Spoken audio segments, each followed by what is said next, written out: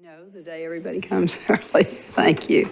So, welcome back from the end of summer. So, I would like to call us to order. And as you all know, we allow and we invite comments from those who have signed up ahead of time. And do we have any signees? No comments today. Okay, but any other time, we would sort people have 2 minutes and we can hear from them. And I just want to remind people of that in case you're on next time.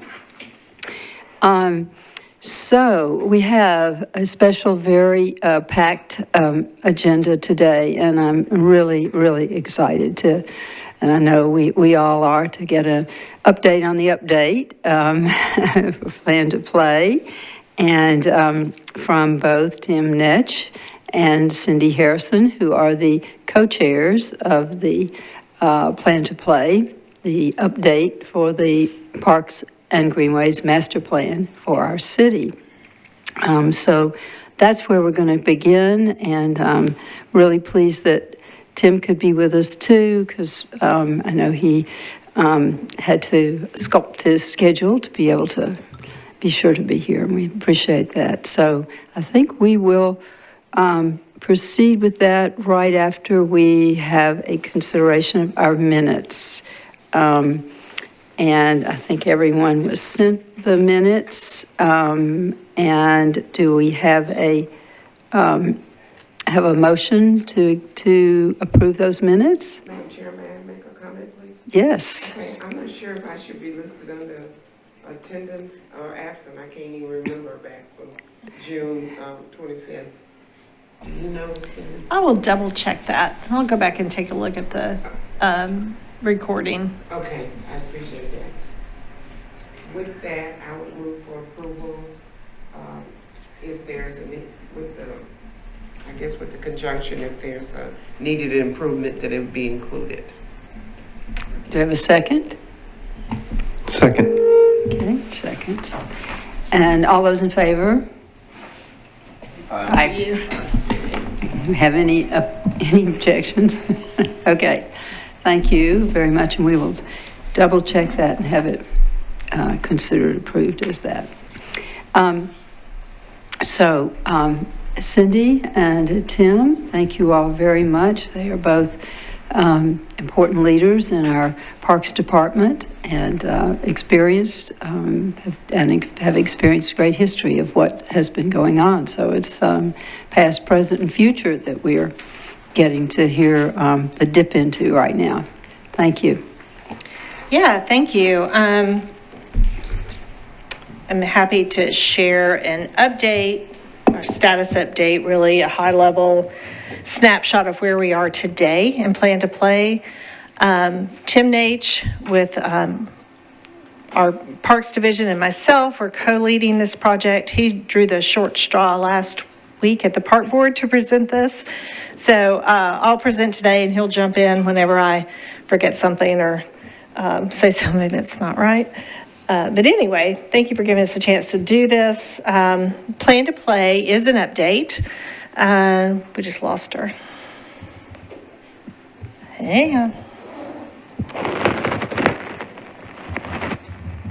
Bear with me here.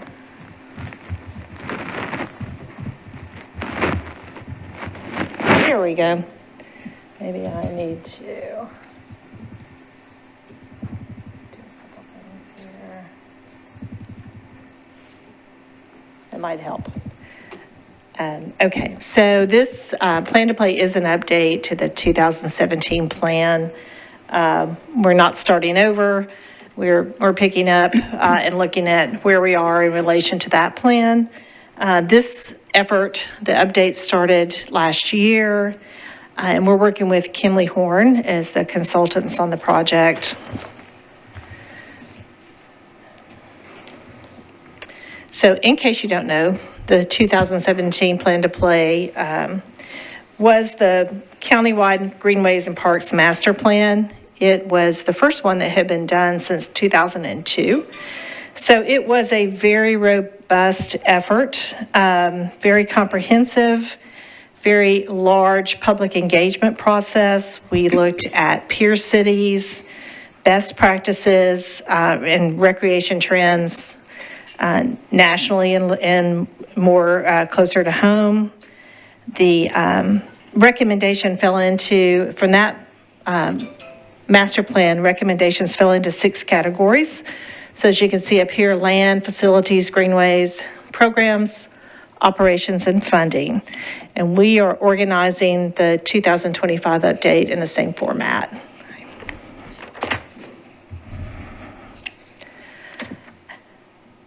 So it is an update. It does build on the 2017 plan. There's a lot of very good, valid information that came out of that. And so with this effort, we're looking at really two big questions. What do we miss in 2017? And how should we prioritize all the many park needs that we have today?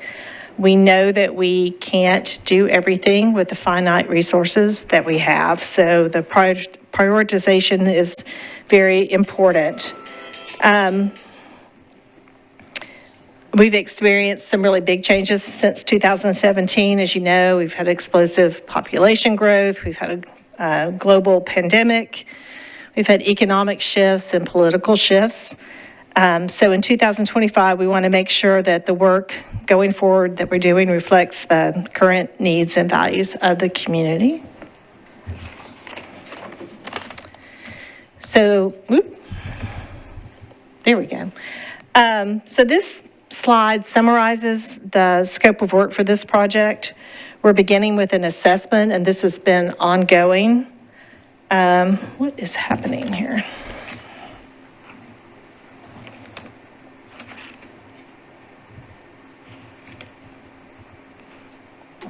Seem to be missing a slide, but I'll just talk you through it.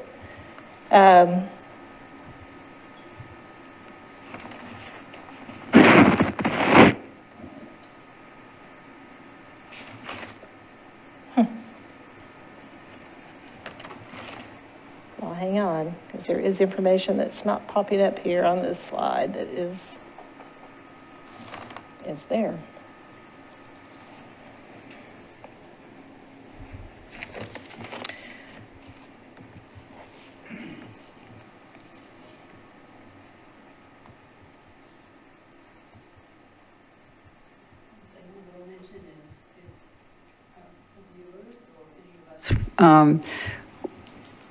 Should happen to miss something in this, there was the presentation that was made at the Parks Board, so that this will be viewable in either from our commission meeting or from that meeting.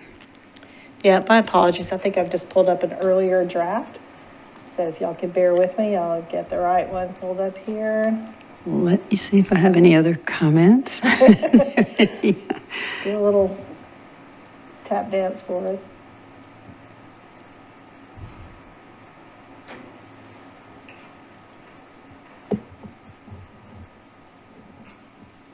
Too many things pulled up.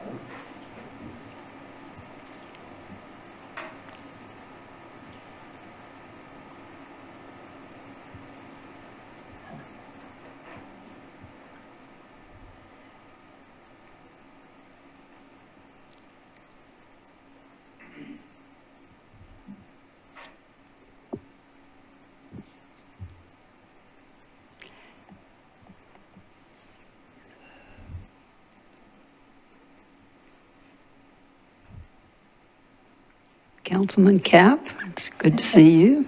Well, Hey, Jeannie, while I do this so we don't waste time, maybe we can let Donald and Tom give their updates, department updates real quick. Sure, we will apologize, skip guys. forward for a minute to, as you all know, we have some terrific representation from other departments who give us relevant updates. Tom, Donald, who wants to go first? Tom Palco, Water. Tom Falco, engineer, Metro Water Services. I gave an update last time, and I don't have much more to add, but We've recently been involved with the That may be faster. is that better? We've recently been talking to the U.S. Army Corps of Engineers on Whites Creek. It's a project that we've had scheduled probably for 4 or 5 years now. But since it's so old, they've got to update their money and update their analysis. But it turns out that there's like 40 properties on the list to buy. We actually own 11 of them that we've actually bought through other means, which is good. So we're going to talk to them to see if we can add some alternative properties. And Whites Creek, as we know, we've bought all along West Hamilton up to Tucker. We're looking to move up Crouch. There's a lot of properties on Crouch Drive that have had severe losses in the past as well. So we're excited about that, but we're probably still a year away from getting their funding in place, and then we can start buying properties. With that, we're still doing our thing, and we're still paying Metro Parks to cut the grass for us. So I think it's great. Do you have any questions while we have them? So those are most of those 29 other properties along Crouch? Is that if we were, or where are they? They're kind of scattered. Right now, they're kind of scattered. If you go to West Hamilton and turn north on Buena Vista, there's a few houses there in Hummingbird that we were not able to get. And the odd thing there is when you look at a map, the creek is across the street. It's across Buena Vista. But unfortunately, the creek doesn't know that it's not supposed to be over there. And when it floods, it actually jumps across Buena Vista and comes through the Hummingbird intersection there with a vengeance. And that's the one in 2010, we ended up, there was a house sitting in the middle of the roadway because it picked it up and dropped it in the road. So we'd like to get those last few houses there. We do a pretty good job of making sure we mow them, but a couple of the properties. Hey, Tim. Sorry. Unfortunately, sometimes whenever we negotiate with the folks to buy their house, they stop mowing it. So we've got a couple up there that we've had to ask Parks to go mow, and we technically don't own it yet just because we need to be the good neighbor. But we're closing on the last ones. But yeah, so there are some around that area, and we've got some priorities up Crouch and then kind of further into the neighborhood a little bit. Great. So, trying to finish out that big area there. And when you buy these, just, I'm new here, you tear them down normally? Yes. So most of the projects we did after 2010 were through FEMA. And with FEMA, they're very clear that these properties will remain under ownership of Metro government and they remain undeveloped. And so we cannot allow, people call me all the time and say, hey, I hear y'all own the property. Would you like to sell it to me? We say, no, we can't. We deed restrict them where they can't be developed. We can do parks and playgrounds and parking necessary for that kind of thing. Other people sometimes want to use them as a stockpile area to do a project in the area, and we say, no, can't do that. So we do, so they will be demolished. Lately, again, no pun intended, but the FEMA money has kind of dried up here lately. It's just harder to get projects through them right now. So the Corps of Engineers is a great alternative. It's a different process, but we've gone through it before, and we hope to have another successful project with them up in this area. Great. Okay, thank you, Tom. Okay. Thank you. Donald?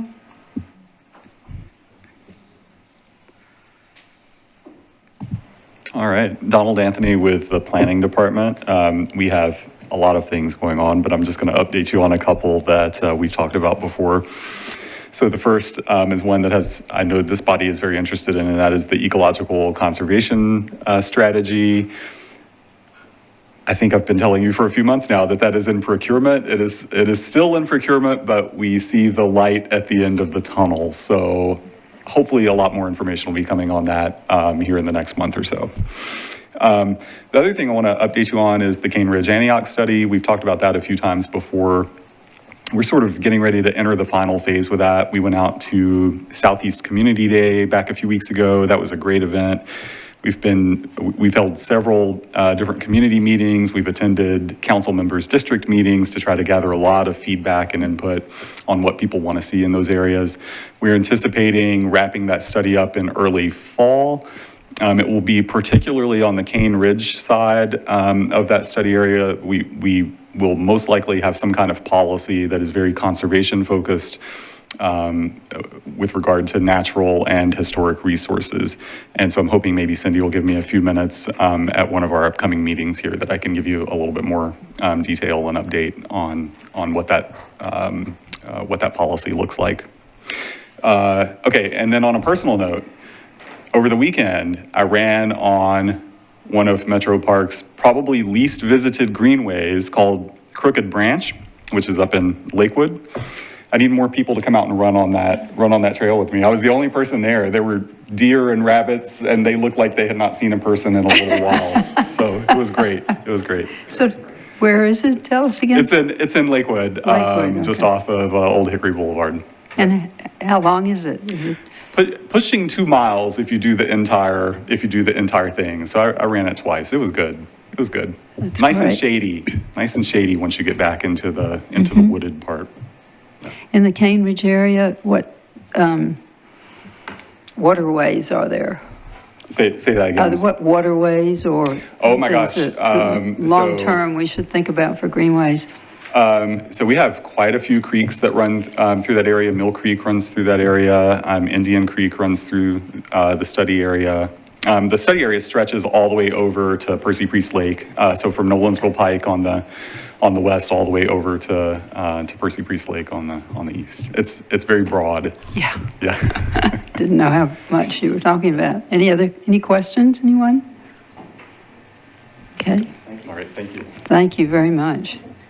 We are excited about that ecological conservation plan. Whenever you can divulge more would be great. Okay.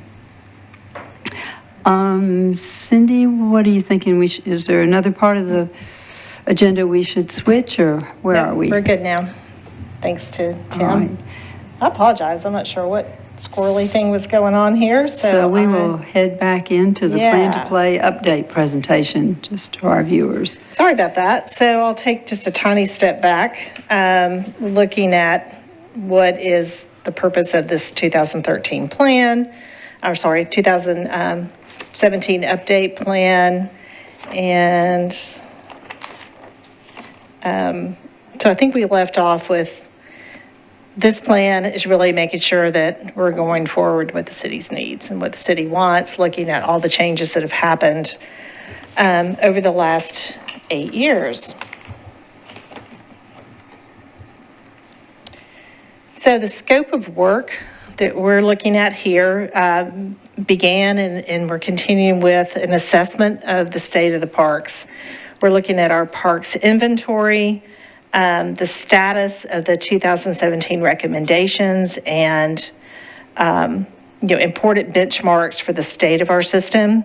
Our maintenance department is doing a system-wide conditions assessment of all the parks and facilities. That includes cost to bring all of our facilities up to state of good repair. As it turns out, to date, we have about $215 million in deferred maintenance. So, that has a huge effect on what we do going forward and how we take care of our system. Following the assessment, we're doing data collection, and this has been ongoing. We just wrapped up our community input countywide. The end of July, we finished our online survey, and in-person meetings. We have 5 community meetings across the county. We 5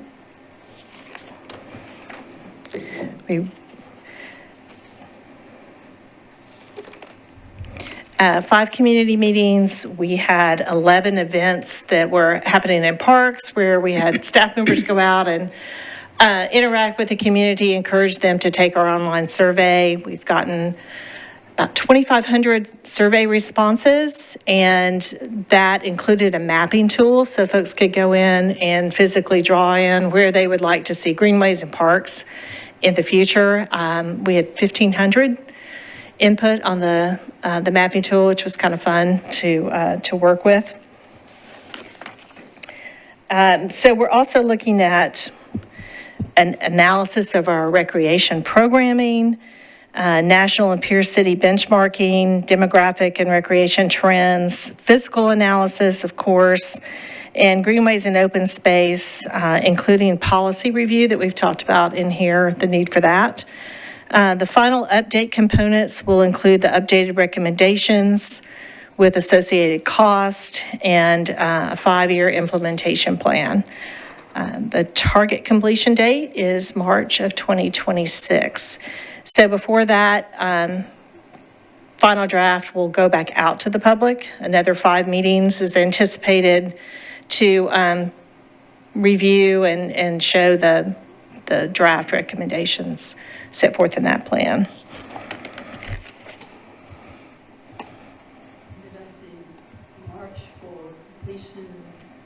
Of having gone out for the 5 meetings, is that?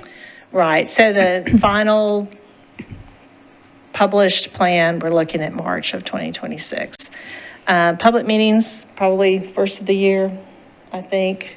We're working on that. So a little bit of a snapshot here of how we've measured the progress to date and what we did in 2017. I'll go through this relatively quickly. There's a lot here. Since 2017, we've added 510 acres of parkland, 16 new parks, and 13 new greenway segments. You can see that we're trending up in some areas. We're actually trending up in greenways and trails. We are trending down in open space acreage, and all of that really ties back to the population growth. I mean, even though we've added open space acreage, we've got such an influx of people that when we measure level of service on per capita, facilities per capita, which is a standard used by park departments all over the country, we're trending down there. We're doing a really good job. It looks like in programming in our community centers, we've been able to add staff. We've been able to open up on Saturdays. So that translates into more programming for the community. And yeah, so I'll let you take a look at this. We have gone from 102 miles of paved trail in the county to 135. Some of those are park, just what we would call park trails, even though they're multi-use, and others are greenways. So we're doing okay there, but you know, as population grows, we still have the need to increase those to meet that growth. Of those 13 greenway segments, they include segments on Browns Creek, Mill Creek, White Creek, 440, the Gulch, Stones River, and multiple projects on the Cumberland River. We've got a couple that will open probably in the next month or so out on Ben Allen Road and Pennington Bend. So the numbers that you see here are still kind of evolving, and we'll at some point, I guess, give a cutoff date, and all our data in this program will stop at a certain date, but we'll be continuing to add.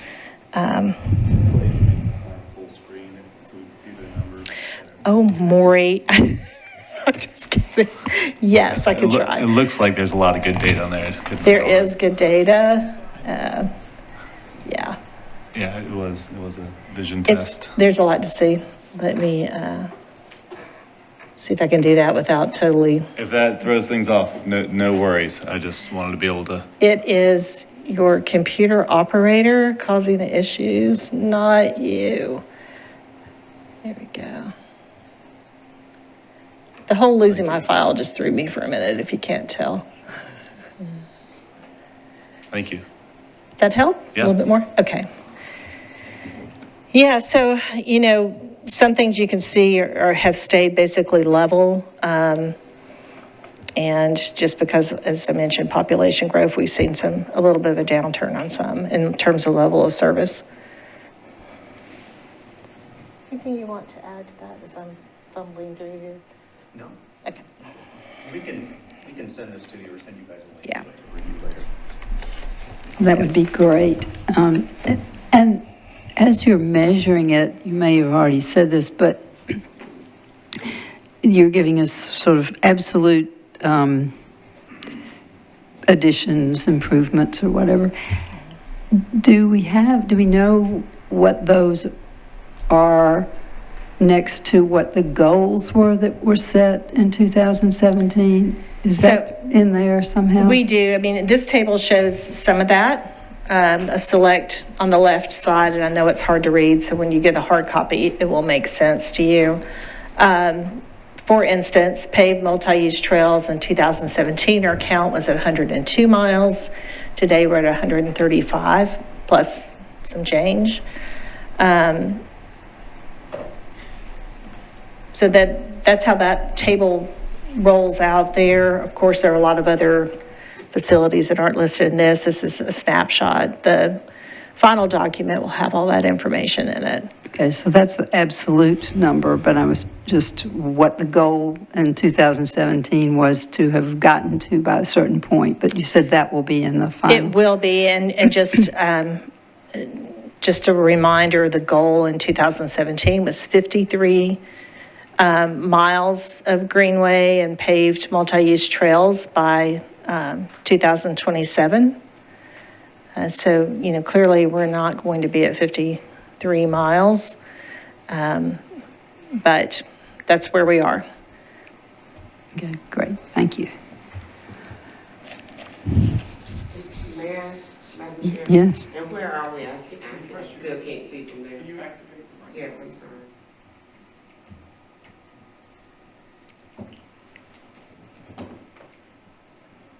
Nothing is happening.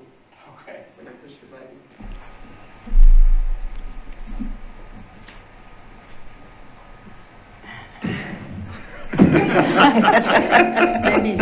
Maybe Cedric can become Joseph. We can share if there's a need to. What I was going to ask, before we took our new commissioner's equipment away, yeah, we took his voice away. So where are we? I missed that point. You said we're not going to be at 53, so where are we? We've added, paved multi-use trails, we've added 33 miles so far. Okay. So we're, we might reach that. It depends on right-of-way and funding. We'll certainly continue to try, and we are up, even with population change. We're still increasing the level of service. Okay. And one other question. When you were speaking earlier about because of our explosion in population growth, it's kind of a chasing. It is. So one of the metrics that is commonly used is number of facilities per capita. So in this case, we've looked at number of facilities per 1,000 people. And in this case, we've continued to increase that level of service, but many of the areas, we've not. It's Okay. gone down just because of that population growth. And those are national milestones that we're measuring The per ourselves by? capita is a national standard. We're also looking at other trends, or other measurements nationally, as well as peer cities. I got you. And we'll have that in the report. Okay, thank you. Thank you, Madam Chair. Yeah. I could add to that if Please. you want. You got it. So, the levels of service that we targeted for 2027 in 2017 varied depending on the facility type, and for some of those, and they varied depending on recreational trends, input we got from the public, best practices, et cetera, because our starting point was what we happened to have within our system in 2017. So for some of those facility types, our target was just to keep up with population growth. But that alone, of course, would require us to add certain types of facilities. For other facilities, our aspiration was to do a little bit better in terms of level of service, miles of trail per capita or numbers of playgrounds per capita. So we established some modest, I would say, growth objectives for a number of different facility types. And this is a high-level presentation, so we didn't have that, we didn't include that information, but that will be part of the final document. Okay, thank you very much. Thank you. Any other questions on this page before I? One question I have is, since we are the Greenways and Open Space Commission, can you give us the, 102 paved multimodal, multi-word, and then on the open space, it was 500 plus, 510 acres. Can you give us what the goal was for that, or? I'm not sure I've got that. The goal for total acres was around 4,500 acres. And your first one was paved multi-use trails. So I think you noted, Cindy, that it was 55. We would have to go back and look. Or 55 53, or 56, yeah. 53. Okay, great, thank you. So and we were defining paved multi-use trails as inclusive of greenways, but not exclusively greenways. So greenways would be a subset of that total number. Yes, okay, I think that's important. And some of the others were trails that were put into parks. Is that the? Okay, thank you. You're welcome. And just for fun, we've looked at just a quick snapshot of some of the things that we've opened and built and enjoyed this year. And some of these you'll recognize: Peabody Union Greenway and Brookmead. We've got, want to call out Ravenwood Park and Mill Ridge Park. For those of you who've been around for a while, you'll know that the land for those parks were acquired through the efforts of this division along with the Parks Planning Division and our Friends Group. So those were large acquisitions that made these really fantastic parks possible. So we don't want to forget that component of what we do, and we talk a lot about greenways, but acquiring land, not just for greenways, but for the city as a whole, is extremely important to the park system. Yes, I think, I'm glad you pointed that out, because the whole Ravenwood, one could argue, started out as, and stayed for a long time as open space before the monies could be Right. used to make it into a park. It was a golf course, actually. And so this whole sort of building up and building in and banking for future is a really important aspect. And I hope it shows up in some of what you all are doing. Yeah, and just it's always good as a reminder that the land didn't just happen to be there, and that these projects that we enjoy today, when you're out at a park and you're on a playground or you're on the walking trails or greenway, is the culmination of years and years worth of work, starting from just getting the space to create those parks. So just wrapping up here, a snapshot of the schedule that we're on. We're still in the demand and needs phase. As I mentioned before, we're collecting peer city data. We're looking at national benchmarking and some additional reports that our consultants are doing. Once the data collection is complete, we'll begin the analysis. That'll give some more answers to some of your questions. Then we'll develop draft recommendations this fall, wrapping up with the last round of public meetings, and then into March with that final draft.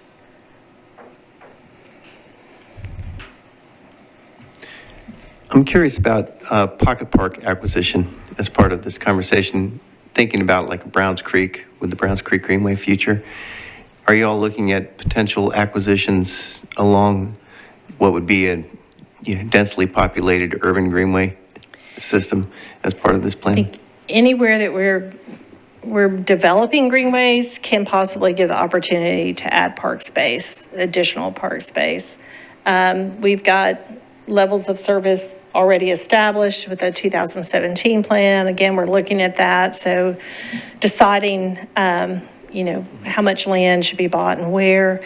Greenways give an opportunity for both, right? Little parks but also with Ravenwood and Mill Ridge, those kinds of large acquisitions. Lytle Bend was part of the efforts of this group and a lot of other really dedicated people to seeing us conserve open space. Just because we were talking about Whites Creek and acquisitions, I know that the Browns Creek Park, which you spoke about at the Sevier Park meeting recently, and it sounds like that 440 Greenway section is going to be done. That was a flood acquisition after 2010. Right. Browns Creek had significant flooding, and some of that, I'm wondering if any of that's, like, for instance, the land along Trevecca and Browns Creek, is that floodplain, and could it be part of a flood buyout? Thinking, maybe with Corps of Engineers or FEMA money if it were available? I cannot answer the details of that, but I have men here who can. Okay, so yes, there's also a Browns Creek project that the Corps has approved. So we've done 7 Mile Creek, Mill Creek, Richland Creek. We would like to move the Whites Creek next, and then Browns Creek is also have some, and there are some there where Browns Creek comes up to Leland Lane in that area. Obviously, the dollar amount of those houses could be incredible on some of those. But Corps picks up 2/3 of the cost. We pay 1/3 of the cost. So we'll still buy houses for that. So yeah, there is a project coming, and it's more piecemeal. It's more, here's one, skip a couple, that one. With the FEMA and what we've done in the past, we try to get blocks and keep going and tie stuff together. And we have to be patient, and it takes time. And that's why we don't mind spending 100% Metro funds on some of these, because if we can't get it through FEMA and can't get it through the Corps, we can get it with ourselves, 100% Metro funded. We'll go do that to finish that, so we don't have that patchwork. But yes, there is a Browns Creek project coming soon, maybe a couple years after. Do you guys only acquire houses, or do you look at floodplain land that is maybe does not have a house on it anymore? So with FEMA money, well, both with FEMA money and the Corps of Engineers, especially with FEMA money, FEMA is hazard mitigation grant funding. So if there's a vacant lot, there's no hazard to mitigate there. So we can't use FEMA funds to buy vacant lots. But we do have several vacant lots that were attached to houses we bought. Sometimes they had to quit claim deed those so we could buy them. But yeah, so we do own some vacant lots that were adjacent to houses we bought, but there's no funding under either the Corps project or the FEMA projects to buy vacant land. There's got to be something there to mitigate. When you get into it, it'll be interesting to hear your thoughts on Browns Creek, particularly between like Nolensville and Murfreesboro Road, for instance. It's Chestnut Hill, but Yeah. it's an interesting future city central Greenway property. Yeah. And maybe between Murfreesboro Road and Hermitage. Yeah, and again, if you're talking about, we have a list from FEMA that's called the repetitive loss list. And that means that someone has had insurance on their property and had filed at least 2 claims over a 10-year period, blah, blah, blah. But we always focus on that property. And one of those properties was outside of Trevecca's main entrance there on Murfreesboro Road. It was an old car lot or something, and Trevecca did us a favor and bought that property and tore it down because it was one of the ones that was on our list that was a commercial. And again, with the dollar amounts that you got to pay for commercial properties, I can buy so many houses, and we like to get where people sleep. There are a couple of low-income housing units in the Browns Creek area, Trimble Bottoms area, between Murfreesboro Road and Fairgrounds that we would love to purchase, but we haven't been able to get there yet because, again, they're 2 stories. The upper story doesn't flood, they're all fine. Lower stories, they get flooded, they can repair it and go through that cycle again. But there's some that we would love to figure out some alternative funding because they're not getting any better on their own. I can see you're quite aware of these properties. Yes. Thanks, And Tom. it's great to hear your creativity in all of this. It's, thank you. All right. Any other questions about Plan to Play update? Just curious, both of you were, have been here and seen, gone through the first process, and I know you're still going through this one, but if you're already seeing some differences in the feedback you're getting, obviously Nashville has changed a little bit in the time, but maybe where you see at a high level, I understand you haven't done the analysis and all that. Right. For example, I was just trying to remember all the feedback that we got during those sessions in 2017, and Greenways, paved and unpaved trails were like by far and large, the most popular thing as far as facilities go. And just curious, I don't think, was pickleball even a thing in 2017? laugh about So that. there's been some changes in recreational trends, right? And curious if y'all are seeing any of that already, or if that's Well, we needs to haven't wait. done the analysis yet, and of course, when I flip through it, I'm always looking for Greenways. So we know that Greenways are still very, very much in demand. Pickleball is huge, and, I don't know how much in depth you've looked at the input that's coming in yet, but Not yet, but anecdotally, trails are always way up there.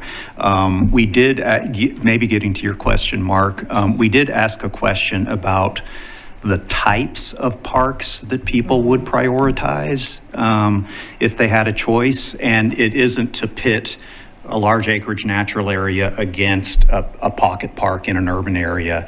But we, of course, in any scenario, we're going to have limited resources and have to have some standard or strategy around prioritizing land acquisitions. So we asked some questions around that, and anecdotally, my recollection from the boards that I was looking at during the meetings was that kind of greenways and natural area open space was a very popular topic, and small walk to 10-minute walk parks were kind of the two that were right up there. And of course, in any public engagement process, you have certain populations that are going to be engaged and vocal, and others who aren't. So it's super important information, but it is one data set that we're looking at in addition to looking at, national benchmarking in peer cities and things like that.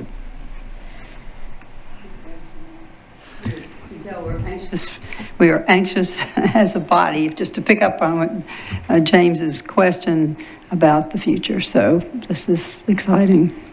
And it's interesting because imagine Nashville was something that was created, I guess, through the community foundation, and the number one thing people checked on their list of things that they want is connectivity.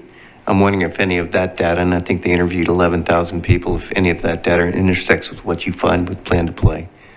Yeah. Just curious. I'm sure that we'll see a lot of input related to that, and so that then that relates very directly then to the work and priorities of other departments. Greenways are linear, so that's a one opportunity to improve connectivity, but other parts of our infrastructure would also be a really important part of that. Great. Anyone else? Any other questions? All right. Thank you all very much. It's exciting. I know it's a lot of work, and a lot of work for, it's not like you just hand something off to an outside person. It's a huge amount of work for our department. And you all are great leaders. Thank you very much. thank you. And I apologize, I'm going to have to. Yes. No, thanks for being me here. on this. It's great. Okay, well, Cindy, I think the next thing you were going to talk some about was the division. Cindy, on behalf of the division, gave the her annual update to the Metro Parks Board that happens once a year, but she is very present there at many other of the Park Board meetings. I'm always struck, I look at their agenda, I'm struck by how many items on their agenda are Greenway easement projects. We have been doing our best to flood the agendas with Greenway easements and open space. So, and the Greenway staff is amazing. So couldn't do that without them. Hopefully we'll get through this without the same glitch that we just had getting that presentation pulled up, but this is the division's annual update to the park board. Ours just happens to be in August, so it's a little bit of an odd, I'm just looking back in the past year, from here back to last August.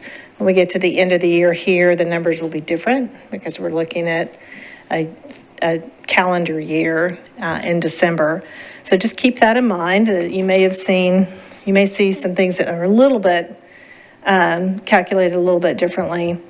But here's where we are. I'm going to start with Greenway openings because that's the most fun. This year we've opened 4 segments of the Greenway. They just all happen to be on the Cumberland River because it's so large and spreads out throughout the county. But we've, starting with First Horizon Park, that was reconfiguration of that Greenway with the addition of landscaping and maintenance. So 1/10 of a mile there, short but mighty. The Rolling Mill Hill at Peabody Union, as you all know, we just opened that one up, another 1/10 of a mile. Cumberland River Greenway Brook Mead, so this is still Cumberland River, but over in the Bellevue area. That was a rebuild of not just that Greenway, but a big cleanup and rehab on that park. And I'm going to make this a tiny bit smaller so that we don't lose anything here. And then Newhoff, we have not talked a whole lot about that, but that project was done, the Greenway's there, and the Newhoff development has been ongoing for several years now. We met with the developers of that project probably a couple years before any ground was turned over. We've made field trips out there. So the section that runs in front of, and I'm going to show you some pictures here in a second, the section that runs in front of that development was repaved, which was great because it definitely needed that. But also the adjacent improvements that they made, landscaping and public spaces and places to gather along the Greenway, all of that came with that project as well. So I'm going to run through just some fun pictures. This is First Horizon. When we cut the ribbon, you can see that was that work was done by the adjacent development, and you can see the multi-level resident there, and you can see the ballpark in the background. So the landscaping and the surface there was designed and constructed by this developer so that no one had to have a ticket to be on the Greenway. The time was inside the gates for the stadium. So that opened that up. At Peabody Union, again, we had a Greenway that just ran alongside a parking lot. Today, it's a really large multi-use development, and with that came both a new Greenway easement, a new Greenway trail, a public access easement adjacent to that. So it's different from a Greenway, but it is publicly open there as well, and just some nice shots of the amenities that were added along that Greenway. Brookmead, just a nice shot. If you haven't been out there, it's just a beautiful respite, very natural area. There's a disc golf facility there, as well as a really beautiful overlook of the Cumberland River. And then I mentioned Newhoff. So over in both of these photos, to the left, you can see the asphalt Greenway Trail. And previously, it was, vacant buildings and gravel lots where you see the buildings here. And when I went out and took these photos just about a week ago on I think it was a Sunday afternoon, it was packed, and you can see the beautiful landscaping. I think we're on the downside on some of the wildflowers there, but just highly used. And when does the bridge start? The Oracle Bridge? It's a good question. I don't know, but it is directly adjacent to this development, so it'll tie into our Greenway here. Currently, we've got I just want to make one comment on this. I think we're so fortunate about these 3 of these were great partnerships with very visionary developers who also were so willing to work with our Greenway staff. But there is so much work that goes into these by our staff, and it's just, and the work to make sure that the standards are ones that will hold up as we move forward. All of the details that go into it, and I can't imagine that there wouldn't be half the quality without quality developers and their visions, and probably wouldn't be much larger percentage better because of the work of our Greenways division staff. And so there's a celebration that comes in here. And certainly the Brookmead Park reopening really worked to help that community. It was an area that sorely needed the attention of our Parks Department in the way that they did it. So if you want more information about any of those, you can certainly talk to the division staff or many of us about those. Yeah, thank you, Jeannie. We sometimes gloss over the process that goes into the development built Greenways, and I always say, honestly, it's more time intensive than the ones that we build ourselves, because we start way back at the beginning, just like with acquiring open space for parks that we're all enjoying today. It could be, 3 years of working with developers from the time that they decide that they're going to build a project and they're working for all their approvals and permits. We're in there with them that whole way. So before you even see ground turned over, just know that there've been usually several years worth of work. And we've got some great partners there, and they've delivered far and beyond, I think, what we might expect or might even be able to do sometimes with their own budgets. So, and the maintenance component is huge. We've talked about $250 million worth of deferred maintenance. Part of that is, maintaining greenways, rebuilding those boardwalks and trails, boardwalks and bridges that have been closed. It takes a lot of money to do that. So when we can partner on these, it's a win for the city, and it's a lot of fun. So kind of in that same vein, right now we've got about 1 1/3 miles of greenways under construction. You've heard about a couple of these, just again, because we've been working with the developers for quite some time. So Madera Germantown, which is just one building down from Newhoff, right on the river, includes a greenway segment there. And then the Modern Nations project, also in the Cumberland River, but obviously by the name over in the Nations. And I have some photos that we'll go through here in a second too. 900 2nd Avenue, think Stockyards. It's a greenway segment that is existing, and development is going to happen on both sides of that greenway, or is happening.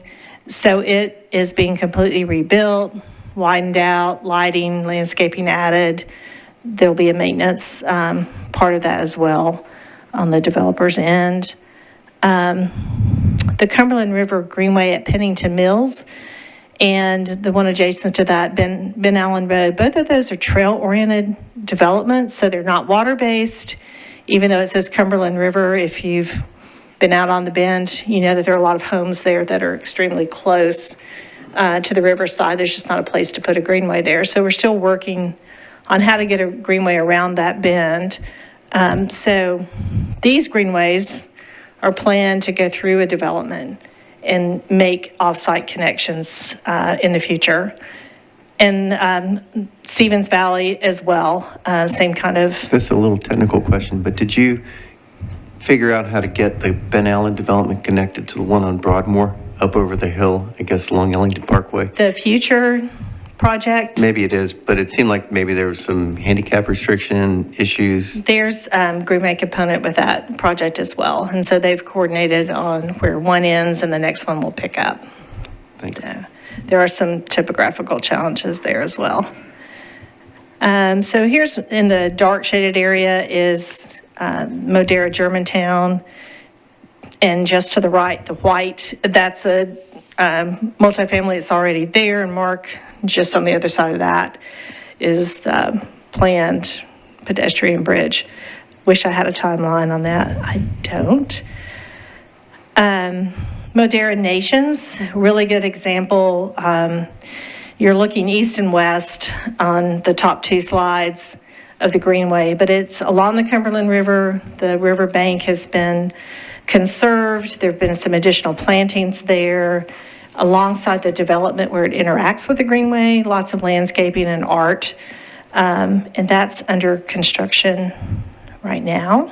I've got another clarifying question. These are all over the Cumberland River. Is any greenway that abuts to the Cumberland River, that falls under Cumberland River Greenway? Anything, I'm sorry, I missed. Anything that abuts to the Cumberland River kind of falls into this category of Cumberland River Greenway? Right. We've got a greenway planned on both sides, theoretically, and plan to play. The master plan calls for Okay. greenways on both sides. So there's a broader plan to connect Yes. all of them? Okay. Yes, and sometimes it's going to seem piecemeal, especially with developments, because obviously Right. we need to be there when they're happening. It just, helps us put those puzzle pieces Right. together. Okay. Yeah, good question. This is the Stockyard project I mentioned. So to the left and the top of the project is the existing greenway that's being rebuilt, and you can see all the landscaping that's going in there. And that's under construction right now. Some shots of the Ben Allen trail-oriented development. You can see the trail weaves its way through that residential project. Don't have a beautiful picture of this one. It's under construction. It's a small single-family development. You can see the trail running right through the middle. It's a little hard to see, but sorry for that. But it's a greenway running from top to bottom, and it's got landscaping and a trailhead involved in that. The trick out there really is getting all those pieces connected and navigating Pennington Bend Road. It's narrow and has a good bit of traffic on it. There's another project happening out there as well. It's just not this far along yet. We're still working through the final design on that one. Speaking of, so right now in design and permitting, so we're kind of working our way down from grand openings to beginnings. We've got 7 greenway segments in design or final permitting. That's just short of 6 miles, and I'll run through those really quickly. The 2 440 segments you've heard a lot about. We just had our final public meeting Monday night on the Sevier to Browns Creek Park project. We had a good turnout, really great questions, a lot of support. That one, we've got just a few things to wrap up for before it goes out to bid. And then outside our door, we're finished with public input on the Park Plaza to Centennial Park project.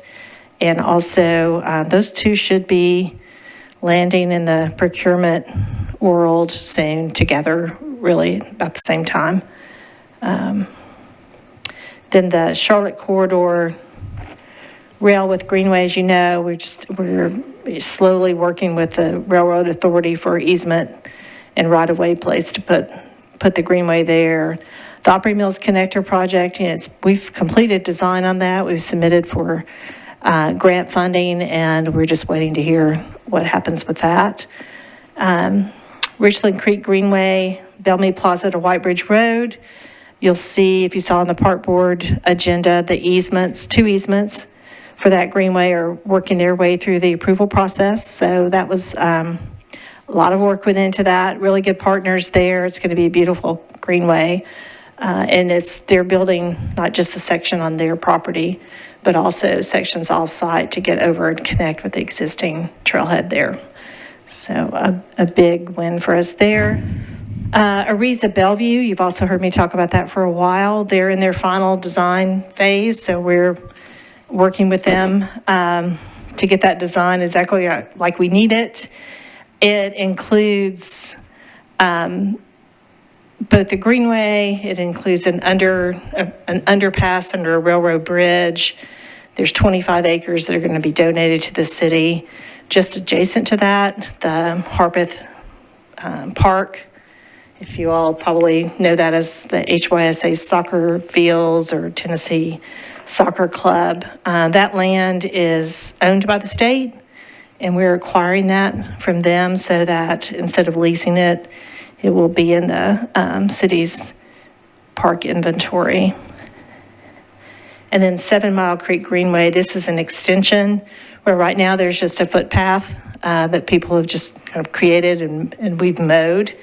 So that will be a paving of that segment and a connection to Oakley Drive and Edmondson Pike. All right. Cindy, I hate to cut any of this short, but if there's any that can be accelerated so we can probably got, we scrunch everything else down, you've got like 4 more minutes. Okay. We can do that. I'll just run through photos of those. Whites Creek Pike is in design, Whites Creek Greenway rather, and some of you all were on our field trip we took a few months ago. We're continuing on the design. That should be finished at the end of the year, and hopefully we'll have funding for that next year. We don't have it currently. Just a shot of the Opry Mills connector and the dramatic sweeping curves and bridge that will happen on that project. I'll just flip through these. And then open space, we've got right at 82 acres of open space underway. Acquisition. So this is the green property at Fort Negley, the Ariza Bellevue donation, the TDOT acquisition. Willow Creek Park, oddly enough, we have a park, Willow Creek Park, that is bisected by a really narrow strip of land that I think was intentionally maybe used for future roadway, and that won't be used. So we're acquiring an easement on a development adjacent to that, and also seeking to acquire this strip of land that divides the park so that we have a whole set of property there. Trinity Hills Park is a partnership with Habitat for Humanity, and we'll be acquiring 6 acres of parkland there. And we just recently opened 1 Mile Park, which was a partnership with a multifamily development. They dedicated almost 2 acres of land and built a playground and dog park, and it's a really nice addition to that neighborhood. And there's kind of a shot of Trinity Hills. So easement acquisitions, I won't read through all of this, but just underway that when completed will add in the future a little over 8 miles of greenway. So these are just easements. They're not construction. And a total of almost 90 acres of land that will be conserved by those easements. And last but not least, just a couple fun pictures of some of the projects we're working on with other Metro divisions. This is a tree planting project at Mullins Park and Heartland Park with Metro Water Services and Route Nashville, adding trees to the city's canopy. We enjoyed celebrating the 20th anniversary of Deloitte Impact Day at Stone Hall earlier this summer. Those folks have done amazing things for that campus. They show up every year. There's been, over the years, thousands of volunteers who've come out to keep that park and campus looking really great. That is it. Questions? I think we need a round of applause. It's incredible, the things that have come to fruition, the things that are, I mean, all of those last pieces that are the pregnant next things that are in process, or just the pieces that come together. Questions? Wanted to leave a few minutes for questions. I have a question about the Nations Greenway. is that going to connect to the 51st and the shops and the? This project itself doesn't, but the long-term would be Okay. to get those connected. Yeah, I figured it would. That would be. But yeah, I'm excited about that. That's going to be a very, very, very good one. Yes, So, it yeah, is. yeah. There's a lot of development happening over there and a really big need for being Yeah. able to get people around. A lot of cyclists and runners would use that a lot in going along that side of the river. That's great. I just wanted to note something that came up at the Parks Board meeting, and you addressed it in terms of there's both the vision, and I think it's interesting, we have the plan to play update today along with this report, and you can see there's both a vision and then there's all this like stuff that you don't know is coming necessarily as well Right. with developers. You Right. can't pick your time about when you're going to work with developers. They show up and Yep. you're there, right? And so you're juggling, the necessity to work with them, seeing that in the broader vision. It's a bit of a juggling process that happens. You're Yes. working on both the long-term vision and what we need to do, and then sort of at the same time in parallel, working on what comes your way at any given moment. And Yes, I think that is it's true. It's impressive and obviously important to the broader vision to work with the developers, but that may be something that you didn't see on your plate for 2025, 2026 and Right. beyond. Right. I mean, it is opportunistic and spontaneous somewhat. We never know what's going to be in the next MPC packet, really.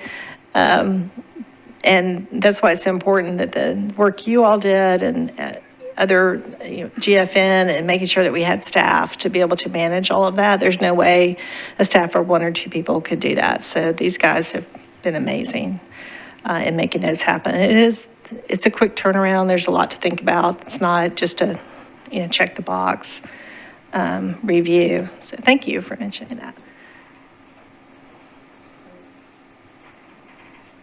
Any other questions?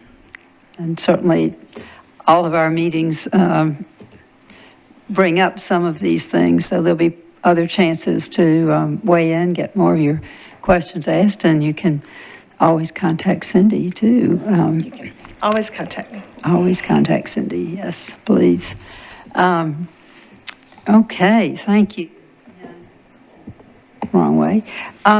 So we have just a few other things that we want to be sure to address. As you all recall, at our last meeting, we talked about should we think about a committee or multiple committees so that we can, as we can have a chance to pay attention to with a little bit more time, that we just can't get to everything in the depth in terms of thinking about prioritization or sets of questions or education, outreach, all of the things that are part of what our missions are. So there were suggestions given, and then the opportunity for people to submit to Cindy what they saw as good potentials. And it seems, and I'll want Cindy to comment on this, but it seems that the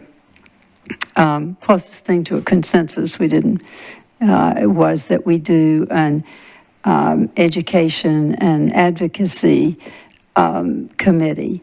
Now that could embrace a number of things, and needless to say, it would need to work very closely in the commission with Greenways for Nashville, because that's a significant thing that we depend on them to do. But if we can be operating in any parallel paths, coordination, whatever, then we wanted to be sure to start to think about that and how to make that work. So Cindy, do you want to make any comments about that before we maybe move forward and how we might set it up? No, I mean, I think that's a really important committee. In the minutes, we've noted some of the other committees that were discussed, including open space acquisition and conservation, park development along greenways, and opportunities to support greenway initiatives. So just keeping all that out on your mind. Okay. Well, I think all of those are important topics, and I'm not sure that they might not, come up in some forms under even education and advocacy. So I think we should be able to incorporate comfortably the topics that came out in that. And do you all agree? Do we have a motion that we established an education and advocacy committee of the commission? Is that one committee or two? It's one. We have a small commission, and I think that once you break them down into too small, you don't get as far as you need to go, would be the sense. Can you talk more about how this committee would function? Is this something you've done in the past? I'm just curious. We've never had any, to my knowledge, any subcommittees. The Parks Board has several committees, and they have a process. They meet, best I can tell, they meet right before the Parks Board meets. So I think how the committee functions is something that I would anticipate that the subcommittee decide itself, and obviously working with Cindy for what's the most functional and productive, and then we if it's not working that way, we readjust. You have a very valid question, but we have not gone into depths on that.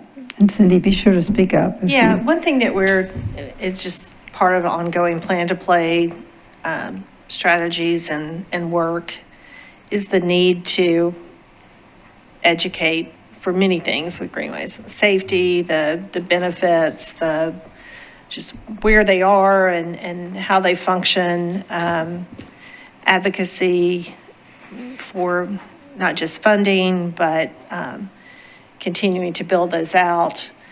The city's central greenway itself it's almost a whole project within itself in terms of advocacy. My suggestion is you start with this first committee, see how it rolls out. If it needs to be adjusted or if there needs to be a separate one, we can always do that. With us meeting every other month, do that. I think that's a good way to start, and then we can be flexible. And Cindy, who would you be educating and advocating to? Elected officials or the public, or who? I mean, the public first and foremost, right? We new people constantly coming into town, so just letting people know about what we're doing, what's out there, continuing to hear from them even after Plan to Play on what's working, what's needed. And certainly we always want our council members to know what we're doing. And so there's several avenues for that, like this meeting, but the committee could be more focused on that. Thank you.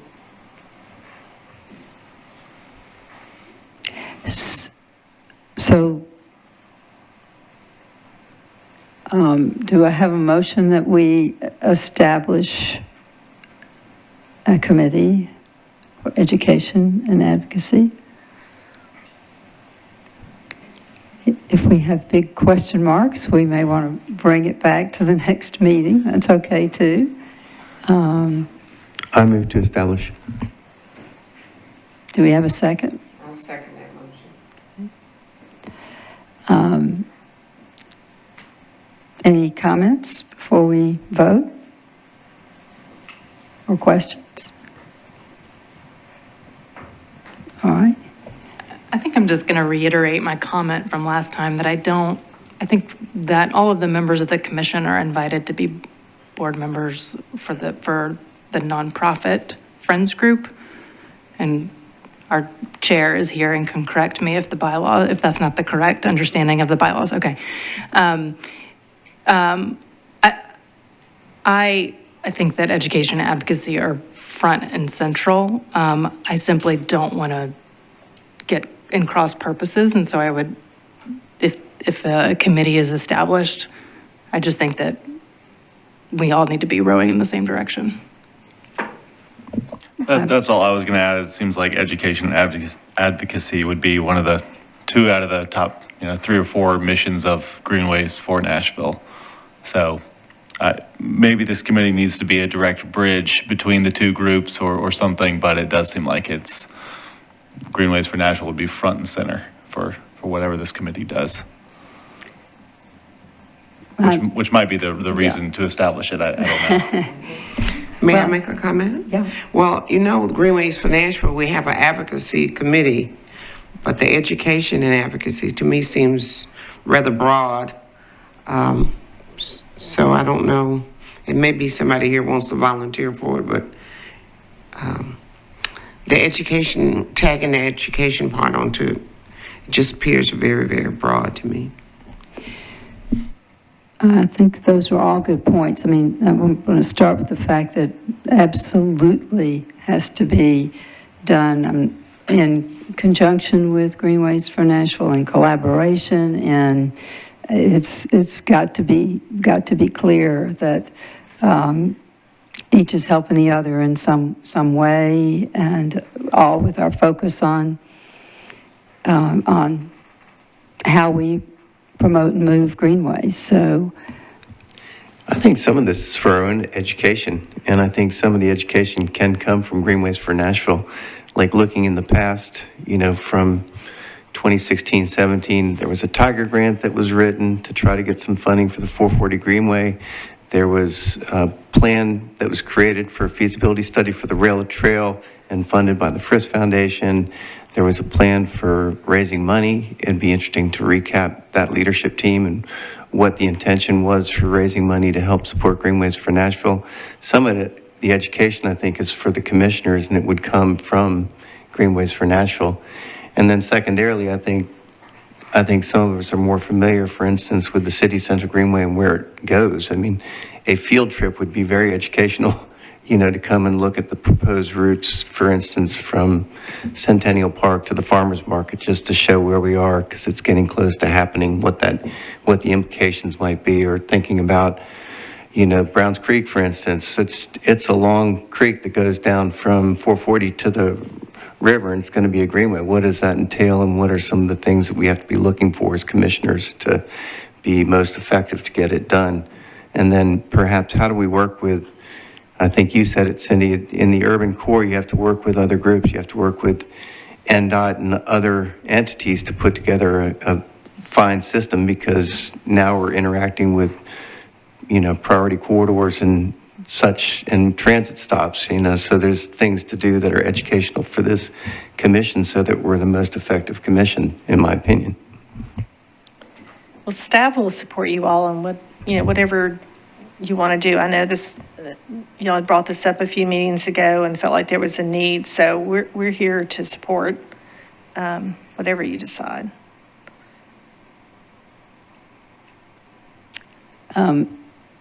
I'll just speak up for a second as chairman. And this is something that Cindy and I talk about as we think about preparing for these meetings.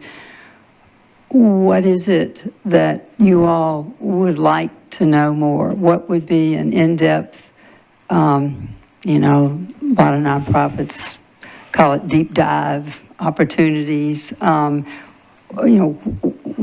do your job as you're sitting here thinking about priorities and how we progress this whole thing. I mean, our whole goal is to have as many, my mind is to have a city with as many incredible greenways as we possibly can before it's too late. That's that's not written in anybody's mission statement, but when you really go up to the 10,000 feet, what is the value added that we can do, and what is it that we need to understand more about? Some of those were in inherent in some of what Mark was saying, and different ones of you are. So I think this is in some ways, as Cindy said, it's some ways an experiment. How useful is this? I mean, we don't have to establish a committee system that goes forever, and we can define it. We need to define it to some degree with Greenways for Nashville. So we're not, we're definitely not duplicating. We're maybe educating each other. We could have come with a plan of all kinds of things, but mostly we got to find what's the value added, and that may come from the first meeting of the committee. I guess the next thing is we have a motion and a second. All those in favor of establishing this committee, raise your hands. All those opposed? I'm sorry that council people no longer have a vote. So we love that you are here. The council voted that. We'll never understand that quite. Well, it's in the charter. So everybody, when they were voting, they probably shouldn't have been. One thing to note, I guess this is a little bit out of order, but there will be a new slate of council members appointed to this committee by the time of the next meeting. It's hard to predict what that will be because 3 of those members have to be currently sitting on the Arts, Parks, Libraries Committee of the council. So that committee will choose from among its members 3 members to come here. We don't know the new committee assignments yet. I actually think we're going to get them this week. The 15th of August. That sounds right. Okay. So we don't know who's on that committee yet, and then that committee will meet. I think that'll probably happen in one of the September meetings. Then the vice mayor has another appointment. So there may be 4 entirely new. They may be the 4 exact same. But I wouldn't want that to forestall y'all, choosing to move forward and how you're going to structure the next couple of years. I think whoever's here can plug in. I think that's a good point, and that also begs the question of we're going to have potentially 4 new people. We hope that we may have some carryover, but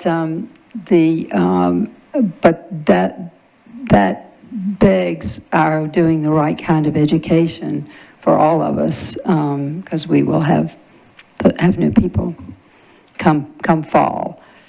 So August 15th is when the committees are to have been released, and then their appointees to things supposedly by September 15th. I think they've got that right. Or the chairs will be. That sounds right to me. Actually, I think it's the chairs will be appointed by the 15th, and then the committee will have to, once reconstituted, meet and make appointments. So will be fall. Okay, well, I think it was unanimous. Now, the next question is, I'd like to know who would be interested, willing to serve on this committee. If you would rather just think about it, if you know that you'd like to, please go ahead and speak now. And if not, let Cindy and me know, and we will constitute the committee. Does anybody know for sure that they are willing? Okay. To serve on it? Or To serve on it. Okay, so thank you, Mark. That's great. So, great, Maury, appreciate that. That's great. So we have 2 star members, and I think we ought to think about a council person or 2. So. Yes, I can't get ahead of myself. I don't know whether I'll be reassigned or not. And we'll need to think about whether, let's just say you weren't, whether you might serve on this committee. I mean, we haven't even gotten to the point where it has to be a member of the commission or not. So, okay, well, thank you all. And we'll Cindy and I'll get together and think about how to move forward from here. But otherwise, we'll send it out to get other people to think about whether they want to or can, or they be a special guest. So that's great. On one of the two other pieces. One is the commission traditionally has done a field trip in October. I think we had some conversation about this at the last meeting. We felt like with Plan to Play and so much going on that we really should have a business meeting in October. But we would schedule a field trip at some time that will not be, at the commission meeting time in October. We are taking nominations for places that you are interested in, and so I guess I would say, rather than our having a conversation about that, because I want to be sure to get Greenways for Nashville report in, and so Cindy, I think if we could just have people suggest, and we will get hopefully a longer list of things places you're interested in going and seeing, and that will give us a sort of a future roadmap also for doing more. Yep, just let me How about an educational bus trip? Where we jump on the bus and we ride from Centennial Park down to the farmer's market and then go overlook the new Oracle Bridge and have it be part of an education where we have some speakers on the microphones on the bus that can give us an overview of what we're seeing and possibly other subjects that might be interesting to this commission. We will consider that and consider that nominated. And but please, everybody, please say where you'd like to go so we kind of get ourselves a roadmap for the future. And hey, the education committee might put it all together. Okay, thank you. Now I'd like to call on Kate Stevenson and Karen Gregg. Kate is the newly elected chairman of the board of Greenways for Nashville. We are thrilled, and I'm going to, I don't know if you were going to introduce her. Is that Karen? I was. Well, then, we were not coordinated. I can so I'm scratch that sorry off my about list that. now, but thank you. No, you can go ahead. I'm Karen Gregg, for those who, I think I know everybody here. But with Greenways for Nashville, I will keep it brief.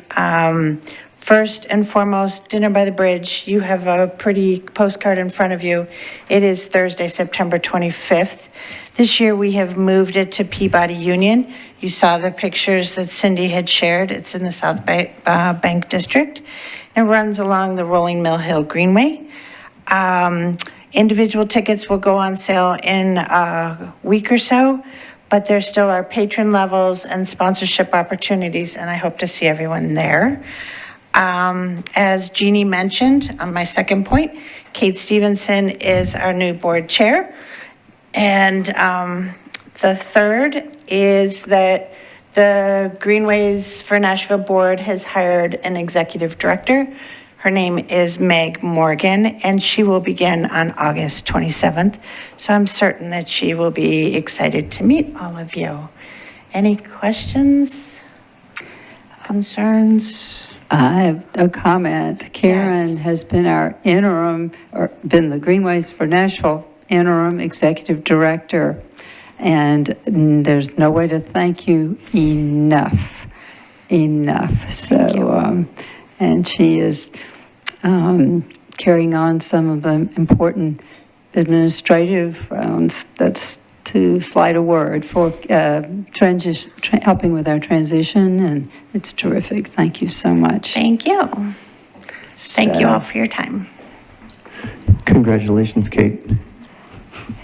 Yes, and so we're hoping that Meg might have been able to start before this commission meeting, but she's responsible to her former employers, and that's appreciated too. So, but I think a very thorough, massive search went on, and it's really exciting. And I think we can let you all know more about her, and you'll meet her at the next meeting, and hopefully you'll meet her at Dinner by the Bridge. And so, anyway, so Kate, is there anything else you want to add?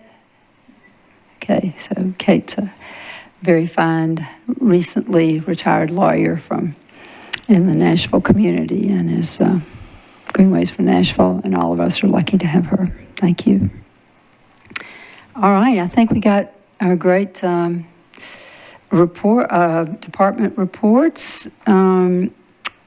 Is there anything else, anything, Cindy, Yeah, I just want to take a second to thank Councilmember Cap and Ewing and Welch and Hill for the service on the commission. Y'all have been really great, and appreciate very much your participation. Oh my gosh, thank you. Thank you. I've been grateful for the chance, and it's been fun, and I've loved working with y'all, so. Thank you. Thank you. I'm sure we're not losing you as an advocate and friend, no matter what.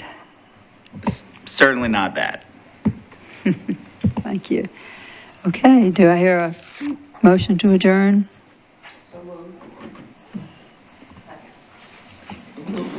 All those in favor? Okay.